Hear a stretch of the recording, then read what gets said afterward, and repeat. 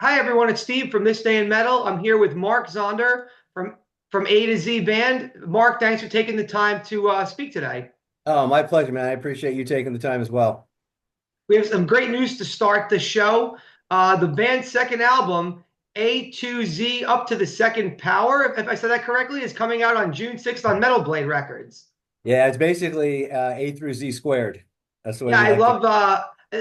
I assume there's a mathematical reference in that. I love that. Um, Absolutely.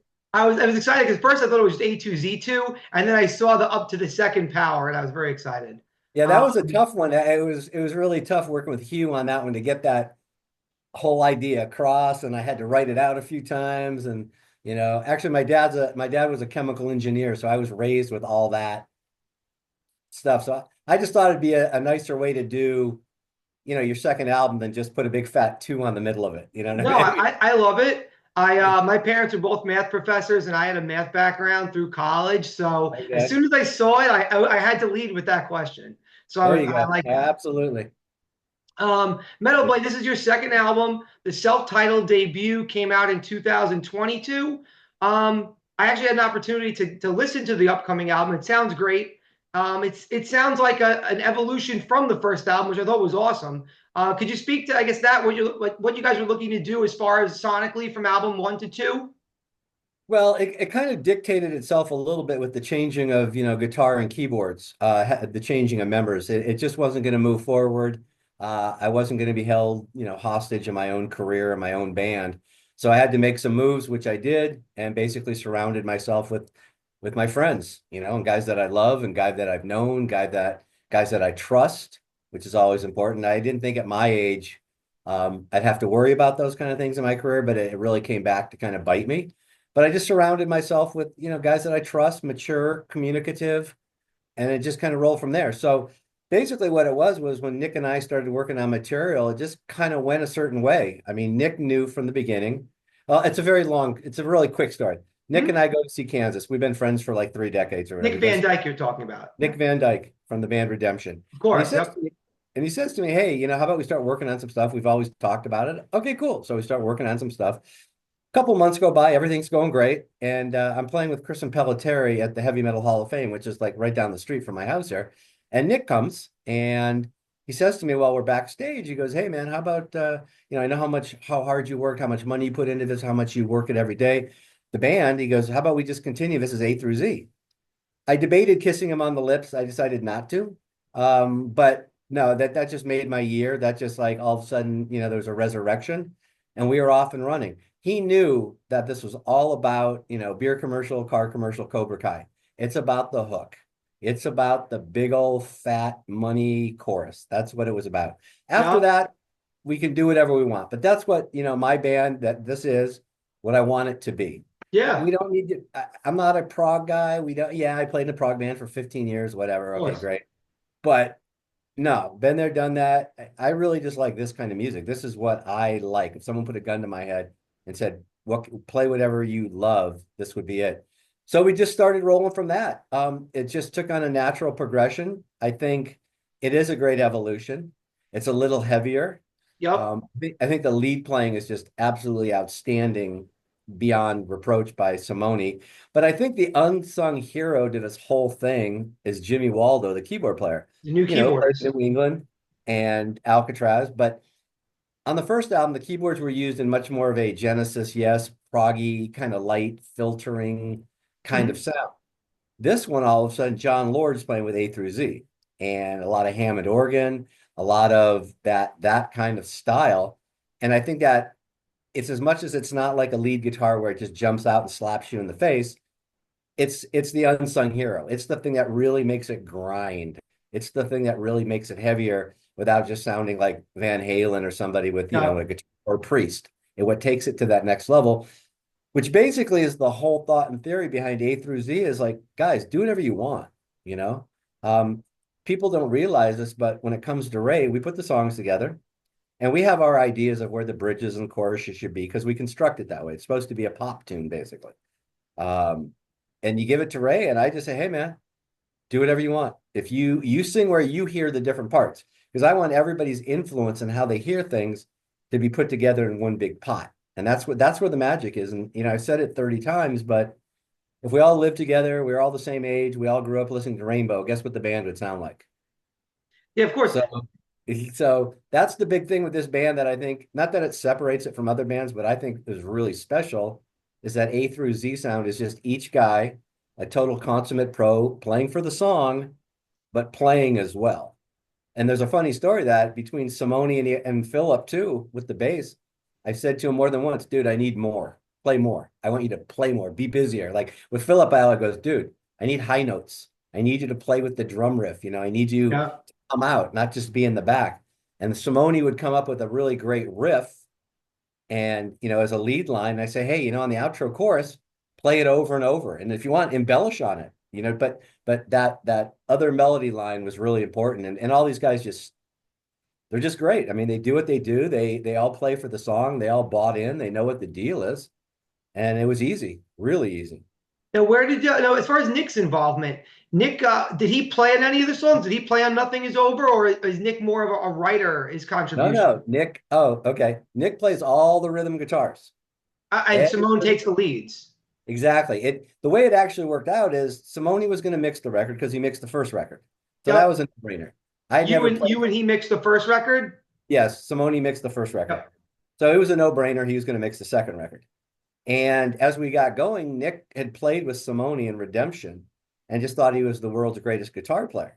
So when we started writing all this stuff, Nick being mature, humble, whatever you want to call it, said, hey, he wasn't egoed out, said, hey, man, I got to play all the leads and I all the think stuff. because Nick on Redemption would shred. Snowfall on Judgment Day, amazing record. Yeah. So, but he knew what Simone could bring to this. So it was Nick's idea to bring him in. Nick plays all the rhythms, Wow. uh, and then Simone plays the quote leads and a lot of the kind of that Lukather Neil Sean background picking melodic pattern kind of stuff. I can hear So the Neil Sean. Yeah. yeah, oh, absolutely. Well, it's been referred to as Journey on steroids, but you know, not a bad way to go actually. No, it ties into what you had said when you the phrasing you used earlier about like beer commercial music. That was, if I recall correctly, that's how you used that phrasing in connection with the first record when it Yep. was released. And like I've been a fan of obviously you and Ray for as long as I've been listening to music. It's going back to Fates, and now recently discovering Warlord. And when I saw you guys were putting this band together, and that's how you were describing yourselves, it was really intriguing. Well, it's again, I've just, so much of my career is spent as this underground hero, and that's great. But it's true that, critical acclaim is overrated. At the end of the day, I mean, I know what I am and what I'm not. But at the end of the day, when you're struggling around in the underground over and over, and yes, X amount of people think you're, God's gift and everything, it's there's the music part and then there's the business part. Of course. And if you want the little bigger budget, if you want the better tour, I mean, you have to sell more records. You have to be more popular. And how do you do that? Well, let's not play to a small contingent of fans. Let's not play just to this. Let's play to this. It's I very always, accessible. Like you said, oh, it's heavier, but still extremely accessible, extremely melodic. And it's yep. diverse. Keyboards are like you're saying, keyboards add a lot, they a lot of depth to a song, but not as many bands utilize them to the extent that they can be utilized. But anytime a band does, it's notable. Absolutely. I also think that the production is just outstanding. Incredible. This is all acoustic drums. It's recorded right back there, and then I'm sitting in the control room right now. But um, just a small four-piece kit, no samples, no triggers, no this, no that, no that. It's just kind of the old school. I mean, Simone's an amazing engineer, and once we got that first record down and we had a great line of communication, it just really happened. And to have on these kind of budgets, we're not in. Everybody was recording at home, is what it really is. So on these kind of So it's a budgets, home studio you have set up there. That's where you guys record. yeah, well, no, I just record here. It's a four-car Oh, you record garage. your parts. Yeah, it's four-car because I have the drums. So I got Yep, a, of course. you can't see it, but I have an analog console here and all my Neve and analog stuff and all the tube stuff and basically what you'd find in any major recording studio for drums. Now, I couldn't mix a record here technically, but all I do is record drums anyway, so it's fine. But to get that sound, I bring in an engineer, we tweak the drums up, The sounds are just great. They're very tight, they're very punchy, very analog. And that's what comes across. I've heard a lot of reviews, they say it sounds like an analog record, which is a great compliment because that's kind of what you're trying to go for. But I also think that that goes back to the whole A through Z philosophy. It's like if you're going to do it, you do it right, you do it big, and you leave it all there. You leave it all on the tape machine or whatever you want to call it. Of course. And I wasn't planning on doing anything and cutting corners. I mean that relates right into the artwork as well. Everything that we're doing, from the beginning of this band, I decided at that point, if I was going to do it, I was going all in or don't bother or just don't bother. So, Of course. What as far as Metal Blade's concerned, you have a long-standing relationship with Metal Blade, Fates Warning, and Warlord were Metal Blade bands. I guess speak to your relationship with Metal Blade. It goes back at least to what, the late 80s, early 90s with Fates, or into the 90s with Warlord? no, early 80s, Metal Massacre 2, I Oh, think, wow. and Deliver Us, 1983. I'll never forget, Bill and I walk into Oz Records where Brian Slagle's working. There's no Metal Blade records well, I think there might have been Metal Blade records at the time, but like he's working in a record store and we put a cassette in of Winds of Thor, and about 8 bars in, he goes, "Hey, you guys want to be on Metal Massacre 2?" And the rest is kind of history. So no, Brian's been absolutely great in any situation, in any context that I've ever been in, as far as whether it's Fates Warning, whether it's Warlord, A through Z. I just knew that when, obviously I had to go get a deal with A through Z. And that was the place that I always wanted to be. Now, I didn't know if they were going to be open for it. I just didn't know. So it Mhm. wasn't like a slam dunk where me and Brian like hang out on the weekends and it's a gimme. That Of wasn't it at course. all. But they've just been unbelievable, especially this time. I don't think we've talked about it. They didn't really know what was going to happen on that first one. They just didn't. It was just so new and no one knew. Plus, it's a little departure for what I guess I'm known for. But on the second one, man, boy, did they step up. They brought all 6 guys from around the world out here to do the video for 5 days, to do the videos, to do the photo shoots, press, all that kind of stuff. Great hangs, great dinners, whatever. I mean, they really stepped up and took care of us. So, you know, very, very It's a happy great about album. I will say it's I mean it comes out in 2 weeks. I already pre-ordered it that. through Metal Blade, and on Warlord, Deliver Us. It's one of the Spotify recommended directed Spotify, after listening to some other album, directed me to Warlord Deliver Us, and that's how I discovered the band. And I was like, this is incredible. And then that's how I ended up looking deeper into the band and saw that you were heavily involved in that band as well. I wasn't aware of Warlord. Then I look back at the history, and it's a great catalog. Oh yeah, it was Bill and I, my partner, Bill, and he passed away a few years ago. It was just basically wrong place, wrong time. Coulda, shoulda, woulda band. Here we are in the early 80s, Rat, Motley Crue, Faster Pussycat, Poison, Warrant, and here comes Child of the Damned. It's a dark, yeah, it's a darker sound. It's almost like a doom. It's like a King Diamond versus like doom metal sound. I would put it more in the Black Sabbath meets Rainbow with the touch of Uriah Heep kind of thing going on. I could see that. You I know, could see the Sabbath Rainbow. Yeah, it was Rainbow all the way. Bill was like a Blackmore guy to the T. But yeah, just a phenomenal writer. Basically, Bill handled the writing, I handled the business. Obviously, I handled the drums, but hmm and just first album was done for $800, 2 bass drums and a bass guitar going down to the same track on an 8-track recording. Engineer was smoking crack cocaine cigarettes the whole time. We never know what the hell it's like. What's that smell? I mean, I see him smoking a cigarette, but that's not like cigarettes that I know of. But yeah, that's just one of those coulda, shoulda, wouldas. Wrong time, wrong place. Always thankful for Brian for what he did for us. People have to remember too, Metal Blade Records, grew quite a bit. But back in the early days, no one had any money.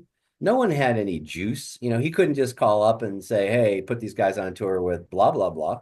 But Brian was great. Brian has always been great. Every dime paid. I can't say enough. You always hear in this industry, people always like to talk crap and they say this and that and the other. And what used to crack me up is I used to do a lot of drum tuning for all those early Metal Blade records with Bill Matoyer because 2 reasons. One, a lot of the drummers didn't know how to tune their drums. But number two, sometimes it's easier. Someone else is doing it, gives the drummers, a little bit more chance to relax and so on and so forth. And I used to hear these bands and they were horrible. They had no reason being in the studio, and they were in nice studios. They were in like Track Record out here in LA. Mhm. Nice studio. Now, I'm not talking Warlord 8-track stuff. I'm talking real deal studios. And Bill was doing a great job. And then they'd complain like they're not getting paid. And I thought to myself, guys, you're lucky to be in here. You should be thanking Brian. You should be like washing his car. He's actually getting a record out for you guys, you know? So Brian was great. He always treated me great. There's no problems, dealing with Tracy and Rick and Ryan and everybody at Metal Blade now. Everybody's been giving 120%. I am that guy that calls and bugs everybody all the time. So they're used to it. They know who I am, obviously. And we're just working together, and it's great. They do a great job. I'm excited. And Warlord actually last year, I believe, Warlord released an album, Free Spirits Tour. Is that's correct? Yeah, that's basically a lot of the stuff Bill and I were working on at the end before he passed away. And I had a lot of stuff in my computer that never got there just because Bill was so sick in the gastro department that he could barely stand up. So that wasn't going to Wow. happen. That's why the live playing didn't continue after it did. And that last show in Crete, I mean, we were lucky that he got to the stage and didn't fall over. It was Wow. that bad. It was seriously that bad. So we're kind of doing that thing of you know, kind of he told us flat out, I got emails and texts and all that stuff that, hey, I want you guys to continue with the music. Whatever you do, don't, because if you guys don't continue with it, it's just going to die. And the same thing went for the live playing. He used to tell me all the time, hey man, just go find a guitar player, just have them learn the parts. It's not that difficult, and go play the music so people can hear it. So that's what we did, and that's what we're doing. Actually, we got shows at the end of June into July. We're actually opening for Priest in Italy at some big outdoor. It's not Which a is festival. fantastic. Yeah, that's a huge Priest tour. Yeah, we're only playing one show, unfortunately, but we're playing some other shows while we're there. And no, it's great to play it. It's too bad Bill's not here. It's too bad that this didn't Of happen course. 45 years ago. But I love playing the 17 classics. And are we playing the Enormo Dome? No, but we're playing in front of people who want to hear it. Oh yeah, So the Priest crowd will embrace it. Yeah, of course. that, and just there's a lot of Warlord fans out there. It's funny because it's like Warlord fans and their kids now is what it is. And they come to the shows, and guys are showing up with the original record on Metal Blade and all that kind of The stuff. old And shirts from the 80s, yeah. oh yeah, absolutely. Absolutely. Speaking of touring, are there any plans for A to Z to have any live performances, US We or otherwise? Oh no, absolutely. We've been pushing on that for about 4 months right now. It's just very That's great. difficult. Oh no, it has to be the label and myself and the band, we all agree it's about 70 to 75% of a band. We have to get out and play, and it's just tough. I think it's tough for a couple reasons. The economy is horrible, and touring in general is tough. But I also think the other thing, as much as it's Ray and me, and Philip plays with Vi, and Jimmy plays with Alcatraz, and Nick, and like everybody, you know, there's a name kind of going on. Now, is it names like Richie Blackmore, Steve Morris, or Phil Ehart? No, but there's names. I don't think people know what to expect. And the one story that I can tell you is when we did the videos, okay, they're in this big warehouse, and You're I'm talking the about for the first album or including oh the no, for Nothing's this Over one, video? Nothing is Over, Oh, and for Nothing is Over. also The Remedy, which comes out June 9th. We Oh, were great. doing it's in a big warehouse kind of thing. My drums are stuffed with towels to keep them down a little bit, but I'm playing every track because I'm in the background. I'm the drummer, like no matter Mhm. what's going on, and I'm slamming like it's a concert. And I've got the in-ear click in the music going on and everything, and I felt the magic. I mean, I definitely felt the magic. I could feel it. I'm playing. I'm looking out. I'm seeing Philip and I'm seeing Ray, and I'm going, oh my God, this is going to be tremendous. And what people don't realize is in that video, all that behind the scenes stuff was a guy walking around with a camera. I thought he was just like looking for lighting cues or something, but then he was filming that. I mean, we're not that stupid. We figured it out after a couple minutes, but Mhm. all that is natural. So that camaraderie and the band feel, and it really showed when we were playing. And you could just tell the guys, it gelled, and there was a magic there. So I'm very excited about the live playing again. We're pushing the labels involved with that, trying to help us, the That's different great. agents. You got to just keep pushing. Something will happen, hopefully, at some point in the game. We just have to be ready. That's all. The album cover. I wanted to touch on the cover art. The first album correct me if I'm wrong. I mean, it's the A to Z theme. It's an apple and a zebra, and this is now an alligator with to a zipper or something along those lines. Yep. No, absolutely. Absolutely. Um, Always loved Hugh Syme, work with him with Fates Warning, and he obviously did all the Rush stuff and the Megadeth and whatever, huge guy. I Yeah. always loved his kind of tongue in cheek. And again, when it came down to it, when I started this and I thought about, okay, how are you going to approach this? It wasn't going to be, hey, man, go to the website. My daughter did a great album cover, of a nomad walking through the desert with a serpent. Okay. Yep. Kind of seen that a few times. Well, yeah, many albums. Oh my gosh. And I So love it, but yeah, it's been done. yeah, and again, my philosophy on this, if I'm going to sell you a $50 steak, I can't give you a $15 hamburger. I got to deliver. Hmm. So better than Hugh Syme. That's what I thought. I Um, could see the rush. I could oh, see that. absolutely. It's Hugh. It's Yep. that tongue-in-cheek kind of thing. Hmm. It's interesting that the first album, I just gave him the name of the band. In about 20 minutes, he had that. Okay. Wow. With the zebra and the apple. The second one was myself and my friend Mark Cubbage, who helps me out a lot with all this stuff, sitting around brainstorming, and he came up with the old alligator zipper kind of thing. And I just handed that to Hugh, and then we kind of tweaked it as we went. It was so funny because when he first turned it in, he had the basics, but it's like a Hugh, that zipper ain't going to work. If you look at it physically, it doesn't work. Like you've got it upside down and back. So we tweaked and we tweaked. He did the classic Hugh Syme, bringing the ant back in, the zebras. Like it's just that thing. And then the rest of the artwork that's on the inside of the booklet with everything like that has those kind of Hugh Syme things. And I just thought it was important that, you get that record. And this is definitely a band that people buy vinyl and they sit there and you want to give them the full thing. Of course. Um, I thought the colored vinyl was just absolutely spectacular because it ties into that vibrant album cover and the way like the green, they call it jungle green or whatever, and the blue with the water worked really well. That inside disc picture that goes on the CD as well as on the vinyl, the yellow with the alligator cartoon kind of biting the guy's butt kind of thing. Mark Cubbage actually took the picture of that of the sign and we used that.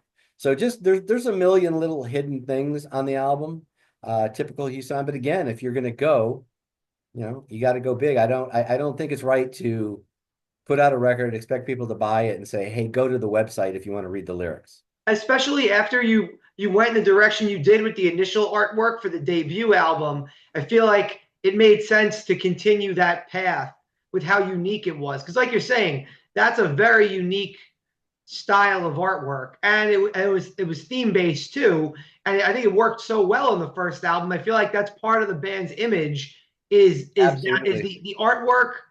Like the artwork, as far as the band name, tying them together, really makes a lot of sense. No, absolutely. But again, I hope that the public and the fans go, wow, here's a band that really cares about every little thing. They Detail. really care about the complete package. This is done very 80s, 90s style. You know what I mean? Yeah. We're not using technology to cut the corners, as they say, Yeah. and save the money. It's just what I always believed in what a project and a band should be. So it's just a matter of getting up and getting out. We're, to tour. I mean, we're doing all the things with the various little merchandise things that we got going on with the signed metal plaques and the drum heads and, all that kind of stuff. And it's kind of bringing back, the flavor of like, arena rock bands is kind of what it Yep. is.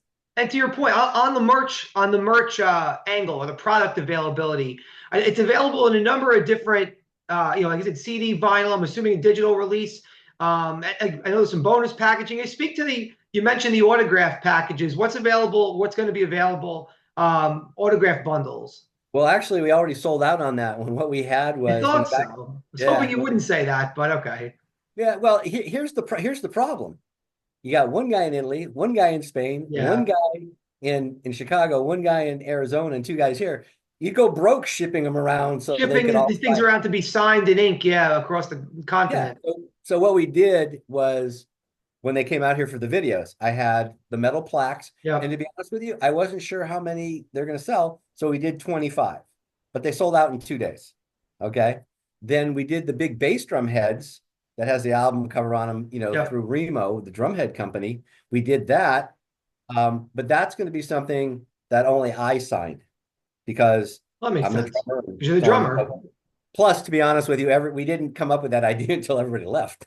But we do have, and this will be coming out after the release of the record. We have a 10-inch drum head that everybody signed when they were here.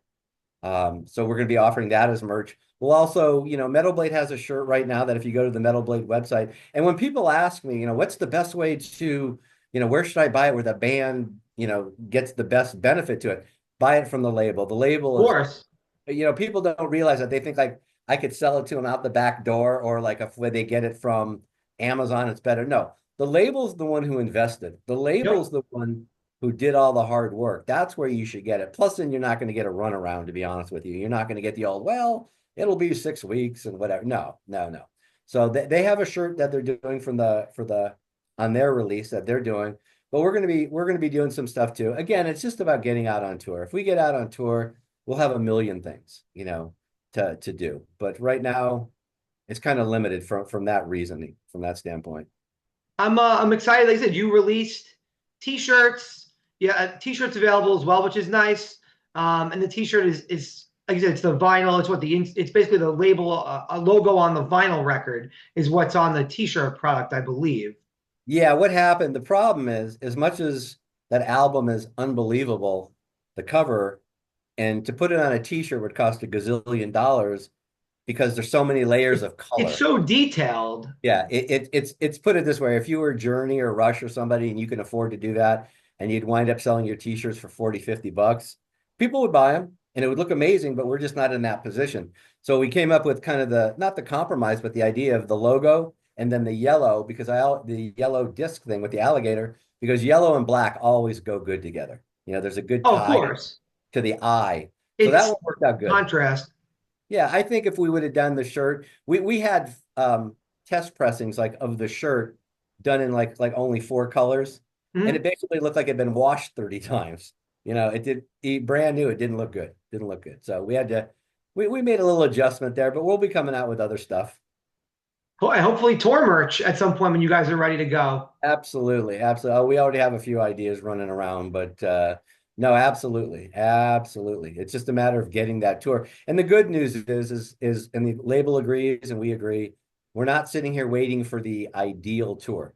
It's like we're going to take kind of I'm not going to say the first thing that comes along because, you know, you got to be realistic about things. But the first thing that makes sense, we're not going to go, well, I don't really like that band. No, the first chance we get, we're going to get up and out because, again, we go out and play between the word of mouth of people that see it, the people that film it, and we film it ourselves just to have stock footage. It's going to be impressive. It's going to be a tour de force, as they say. I think it's a great. My friends and I go to a lot of shows. I mean, based in New York City, so we have a lot of opportunity. And sometimes we may go to see the main act. We may know the support acts may be regional. They may be supporting the entire the cross country tour or whatever the region of the tour is. And we will so often the merch table. We will hit the merch table for the opening acts, T-shirts, CDs, vinyls. Sometimes autographed merch. Because you didn't necessarily know about them and you're getting exposure to them. And all of a sudden it's like, wow, they're great too. And Yep. like you said, you guys, opening for somebody else, let's say, or co-headlining a tour or whatever, you headline with another band that's, another popular act. And all of a sudden people who didn't get the exposure will be like, wow, this is amazing. The T-shirts, the CDs, the downloads, like you see it all the time locally. I never heard about them. It's like, wow, they have 5 albums, and all of a sudden you're ordering 6 albums off the website. No, absolutely. I think and don't take a personal offense to this, but the Oh, greatest interview I could ever do is when I get online with the guy and he looks at me and goes, I have no idea who you are, but your record's great. We need to get I can see into, that. we need to open up for Journey. We need to play with Styx. We need to open up for Foreigner. We can play with Whitesnake. We can play with other Yeah, bands, Tesla. I mean, I could go off and name a million bands, but I would love to I'm see you guys play with Tesla selfishly. I think it's a no, great combo. absolutely. Well, you tell me, okay? Do you really think Tesla fans know who we are? I don't think so. I think some, but like you said, the Tesla fans are focusing on the albums from the late 80s to the early 90s, and you guys Yep. are a recent band in the last 3 years. they'd know who you and Ray are, and maybe Nick too. But maybe. I know what you're saying. Yeah, So within that, though, the reason you can play with them is they're a song-oriented, chorus-oriented band, exactly. which As are we are, you. which we are. So you're not going to go play in front of Tesla, and play like Dream Theater crazy stuff. No, People would walk out. They don't want that. That fan base wants that. exactly. So that's kind Yeah. of what we're looking at. We could definitely go. We need to get in different. It's not easy, but we need to get into different areas and genres and just really open up those doors. Because Like, I think both albums are quality products. I don't think of someone would. course. I don't think someone would go see you get your record and go, God, this is horrible. What happened? And they're deep too. They're Yeah. consistent and they're deep. They're diverse. There's some moody, more atmospheric stuff along with the heavier, more driving music. Like the first album, there's song by song. Song one to song two, it's diverse as far as the style of music, but it's all great though. It's all very, to your point early on, it's very listenable and very accessible. No, So it can absolutely. appeal to a wide variety of audiences. No, absolutely. And I think what we do really well is we can take a song like Wordless Prison or Chaotic Symphony, which are these quote kind of progressive songs, if you want to call it that. And most progressive bands would take 12 minutes to do it, and they would go overboard on each part. We basically did it in 5. And you've Yep. got the intro, you've got the Genesis kind of spacey Phil Collins kind of thing, Ray's great doing his thing, and all of a sudden it just ramps up, and then Phillipson playing the bass line, and you can tell it's like the jet's about to take off kind of thing. But most bands would take those kind of songs and like make them epic and make them 12 minutes, but that's not what we're about. Like And you I said, think you're more accessible, going radio friendly direction. absolutely, I always thought of an album as 10 shots at a single. Yeah, That's no, kind of of what I course. thought about it. And it's A lot of interesting bands that don't think of like that. the Ivory Gate of Dreams, 20 minutes long, but in all those different parts, and the band only plays them in 3 or 4 minute segments, or at least Yeah, now, at least maybe since the '90s, has only played, one or two of them, or two or three of them per night, or when Fates used to tour. But to your point, that's Ivory Gate's one of my favorite pieces ever. But you can't play you play that live. I mean, I would love it, but it's not necessarily accessible to like the foreigner base. While you could play no, Trial by Fire, and Trial by Fire, you'd have fans of Iron Maiden would like it, fans of Rush would like it, fans of Foreigner would like it.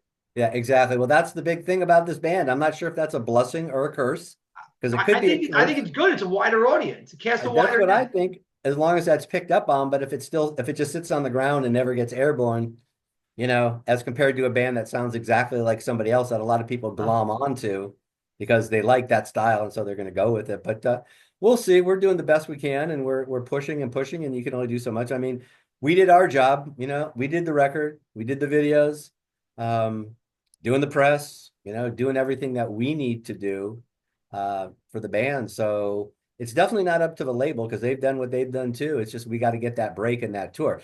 I think myself, and I could be wrong, but this isn't the early days like in the 70s where a band would put on a record on Monday and Wednesday they'd be on tour.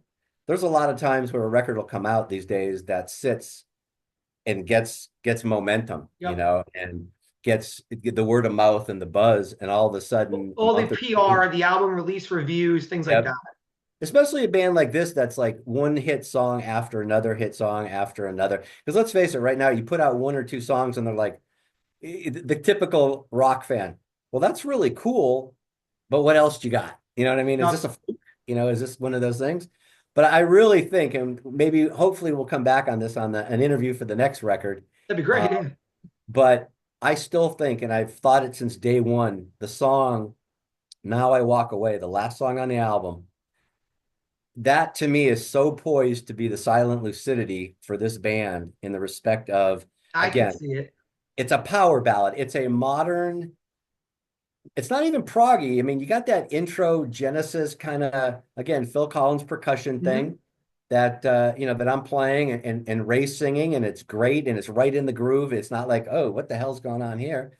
And then it just, it has that kind of distorted little drum riff, and it just goes into that very airy, heavy Black Sabbathy, lot of air, emotional thing. It's definitely a song that hooks up with the male female thing.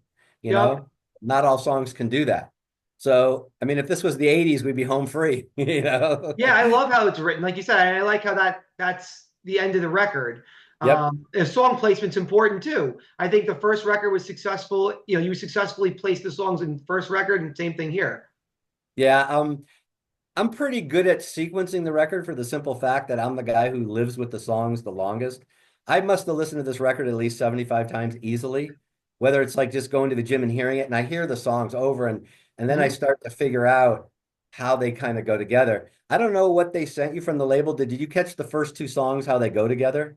Yes, well, because I had the track list on the packaging material. So yeah, I was able Okay. to listen to it in order. But in order, but they did actually go together because Fire Away No, on it was separate, oh, separate, okay. actually digital tracks, but I could listen to them sequentially.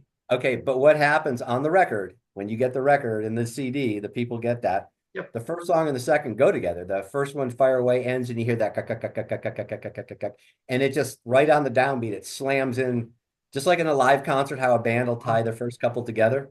It's very, very powerful. And then what's really cool, I thought, is the end of Running in Place, the way it kind of hangs and fades for a second, and then we come back and with that screaming lead. And that's kind of the one chance on the record for about a minute and a half. The drums, bass, and guitars are basically jamming kind of thing. Old school, kind of just an outro. But the guitar playing is just so good. But I mean, yeah, there's some little tricks on that record, a little group chant there going on. And that's actually the fans. I did a thing a while ago where I had the fans we sent them a click track like of what to sing. And that's about 45 voices going on to make up that running in place kind of little part in the middle there. I am very excited about the release, and I want to thank you for your time, and No I problem. appreciate it. I'm excited to hopefully see you guys on tour soon. And Absolutely. for everybody, on June 6th, Metal Blade Records will be releasing A to Z second record. I highly recommend you check it out and buy it through Metal Blade. I encourage you to go to the local CD store if you can, a local record store. Pick it up on the release day if you can, or get it through the record shop, because supporting the record shop, supporting the record label, and supporting the band directly. Awesome. Awesome. Thanks I so really much for your time, Mark. I appreciate your time. Hey, Thank thank you very you. much. You too. Take Thank care. you.